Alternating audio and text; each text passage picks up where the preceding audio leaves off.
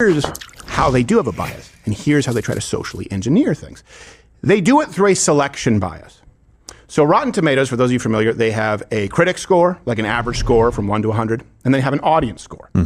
So the critic score is usually by qualified critics, right? You'd think like, I don't know, Chicago Sun, New York Times. And then the audience is anyone who can go see the movie.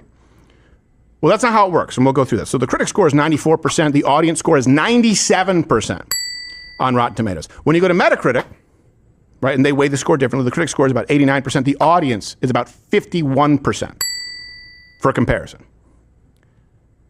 So think about why. And we'll get to the methodology, but I want to show you how Rotten Tomatoes manipulates the critic score, and they can do it with any film that they want, and the audience score. It doesn't mean that they always do it, but it means they can always do it whenever they so choose. So going back to July 15th, by the way, there were no audience reviews, and there were no critic reviews. And I was checking this, Rotten Tomatoes. This was the only review that I could see. I know you're thinking like Washington Post. No, it was Tim Cogshell from the Alt Film Guide.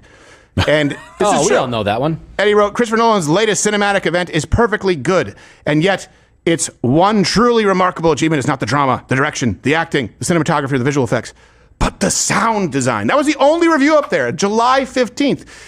Sound design? We're not getting that.